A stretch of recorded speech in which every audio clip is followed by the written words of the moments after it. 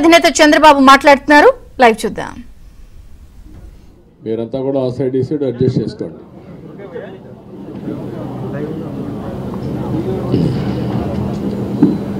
ఏంటి బాగున్నారంతా? మీకు ఫ్రీడమ్ వచ్చింది, ముందు స్వాతంత్రం మీకు వచ్చింది, మాట్లాడు మీ తర్వాత ప్రజలకి. Okay, good. మళ్ళీ ఢిల్లీకి వెళ్తున్నా ఈరోజు. వెళ్ళే మునుపు మీ అందరితో మరీ మాట్లాడకుండా పోతే ప్రజలతో మాట్లాడలేరు కదా, మీతో మాట్లాడితే ప్రజలతో మాట్లాడినట్టు. ఎలక్షన్ అవుతా ఎంత బిజీగా ఉన్నాయో 2 నిమిషాలు మీకు చెప్పి తద్వారా ప్రజలు చెప్పేదాని ఉద్దేశంతో ఈ కార్యక్రమానికి శ్రీకారం చుట్టాను. ముందు మీడియాకి, అదే మన రాష్ట్ర ప్రజలందరికీ ధన్యవాదాలు,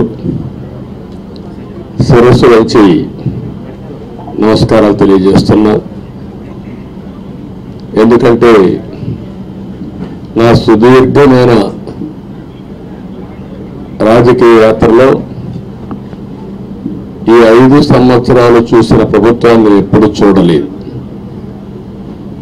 ఒక రంగములు కాదు, ఒక వ్యవస్థలు కాదు, ప్రజాస్వామ్య వ్యవస్థలన్నీ ఏ విధంగా ఇబ్బంది పడ్డాయో, ఏ విధంగా నిర్వీర్యం చేశారో మనం అన్ని చూసాం.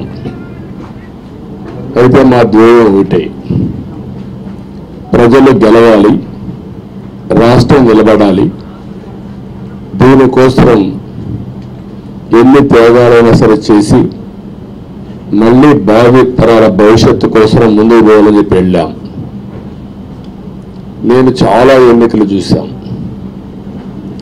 10వ ఎన్నికలున్నా అంటే ఇన్ని ఎన్నికలు చూసినా, అంటే ఎన్నికలు చూడడమే కాకుండా ఈ ఎన్నికలన్నీ at the helm of affairs ఉండి ఎప్పటికప్పుడు సమీక్షలు కానీ ఇవన్నీ నిర్వహించడం కూడా చేశాం. రాజకీయాల్లో ఒడుకుదొడుకులు సాధారణంగా ఉంటాయి, ఎవరు శాశ్వతం కాదు. దేశం శాశ్వతం, ప్రజాస్వామ్యం శాశ్వతం, రాజకీయ పార్టీలు శాశ్వతం, అధికారం అశాశ్వతం. రాజకీయ పార్టీలు కూడా సక్రమంగా ఉంటే మళ్ళీ ప్రజలు ఆదరిస్తారు, లేకపోతే రాజకీయ పార్టీలు కూడా చాలా పార్టీలు కనుమరుగైపోయినాయి. వ్యక్తులు కనుమరుగైపోయారు, రాజకీయ పార్టీలు కనుమరుగైపోతాయి. కానీ ఇంత హిస్టారికల్ ఎలక్షన్ నేను ఎప్పుడు చూడలా. నా జీవితంలో చాలా ఎలక్షన్స్ ఫేస్ చేస్తే కానీ వేవ్ కనపడేది, వ్యతిరేకత కనపడేది.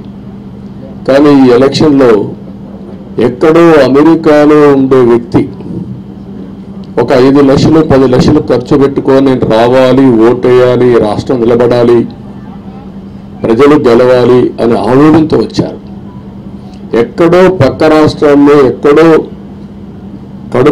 కడుపు నిండడం కోసం కూలి పనులకైనటువంటి వ్యక్తులు, పాచి పనులు చేసుకునే వ్యక్తులు సొంత డబ్బులు పెట్టుకొని నేరుగా ఇక్కడ రైల్వే స్టేషన్లో చూస్తే, బస్ స్టాండ్లో చూస్తే భోజనం కూడా ప్యాక్ చేసుకొని తీసుకొచ్చి ఇక్కడ భోంచేసి ఓటేసే పరిస్థితికి వచ్చారు. ఈ కమిట్మెంట్ని ఏ విధంగా వర్ణించాలో నాకైతే అర్థం కాదు, ఏ విధంగా వాళ్ళని అభినందించాలో కూడా అర్థం కాని పరిస్థితి. అనేక ఎన్నికల్లో అనేక అనుభూతులు చూసాం, కానీ మేము అన్ని ఎన్నికల కంటే ఇది ఒక తెలుగుదేశం పార్టీ చరిత్రలో, ఆంధ్రప్రదేశ్ రాష్ట్ర ప్రజల చరిత్రలో సువర్ణాక్షరాలతో లిఖించదగ్గ ఎన్నిక. ఇది ఒక హిస్టారికల్ ఎన్నిక.